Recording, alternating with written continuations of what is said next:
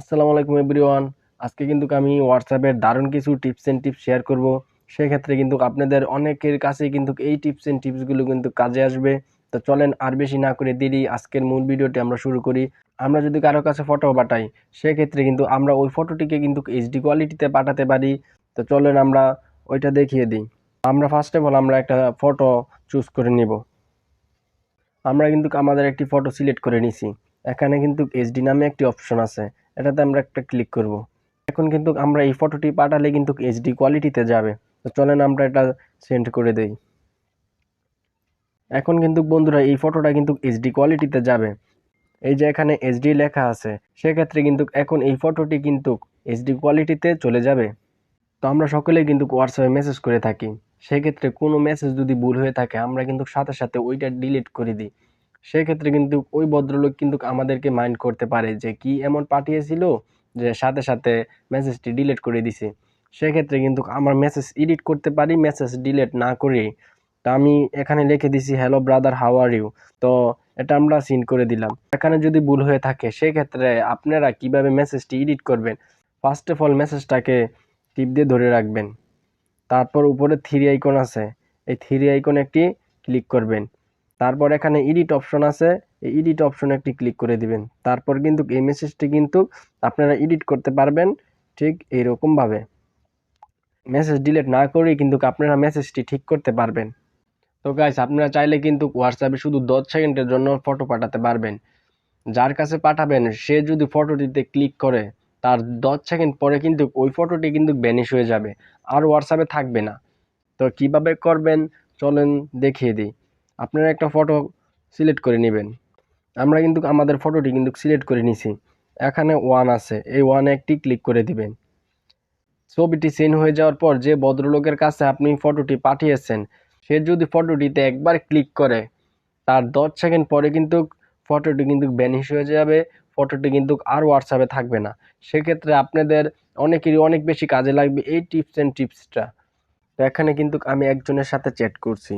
তো এখানে নর্মাল যে ফটোটি থাকে ওইটা কিন্তু আমি চেঞ্জ করে কিন্তু আমি নির্দিষ্ট একটা ফটো দিয়েছি। তো এটা কিভাবে করবেন, ফার্স্ট অফ অল আপনারা এখানে থ্রি আইকনে একটি ক্লিক করবেন। ক্লিক করে দেওয়ার পর এখানে ওয়ালপেপার নামে একটি অপশন আছে, এটাতে একটা ক্লিক করে দিবেন। তারপর এখানে মাই ফটো, এটাতে একটা ক্লিক করে দিবেন। এখানে ক্লিক করে দেওয়ার পর আপনারা একটা ফটো সিলেক্ট করবেন। সিলেক্ট করার পর এখানে একটি ক্লিক করে দিবেন। তারপর কিন্তু এই ফটোটি কিন্তু ব্যাকগ্রাউন্ডে বসে যাবে ঠিক এইরকমভাবে। হোয়াটসঅ্যাপে এখন যে টিপস অ্যান্ড টিপসটা শেয়ার করব, এটা কিন্তু অনেকেরই অনেক বেশি কাজে লাগতে পারে। হোয়াটসঅ্যাপ থেকে কিন্তু হোয়াটসঅ্যাপ আপনারা লক করতে পারবেন। তো আপনারা ফার্স্ট অফ অল সেটিংয়ে চলে আসবেন। তারপর প্রাইভেসি নামে একটি অপশন আছে, এটাতে একটি ক্লিক করে দিবেন। তো আসার পর আপনারা একটু নিয়ে স্ক্রল করে নিচে যাবেন। আসার পর এখানে দেখতে পাচ্ছেন অ্যাপ লক, এটাতে একটা ক্লিক করে দিবেন। তো আসার পর আপনারা দেখতে পাচ্ছেন এখানে আনলক উইথ বায়োমেট্রিক্স, এটা আপনারা চালু করে দেওয়ার পর আপনার ফিঙ্গার অথবা প্যাটার্ন লক আপনারা যাই দিয়ে থাকেন না কেন ফোনে, ওইটা কিন্তু এখানে দিয়ে দিবেন। তারপর আপনাদের কাছে ঠিক এইরকমভাবে একটি ইন্টারফেস চলে আসবে। এখানে তিনটা অপশন দেখতে পাচ্ছেন। যদি এক নাম্বারটা সিলেক্ট করেন তাহলে আপনার 1 মিনিট পর পর লক বসে যাবে। আর যদি দ্বিতীয়টা সিলেক্ট করেন তাহলে কিন্তু 15 মিনিট পর পর বসে যাবে। আর যদি তৃতীয়টা সিলেক্ট করেন তাহলে কিন্তু 1 ঘন্টা পর পর বসে যাবে। যেহেতু আমরা ইমিডিয়েটলি চাচ্ছি সেহেতু আমরা এক নাম্বারটা সিলেক্ট করে দিই।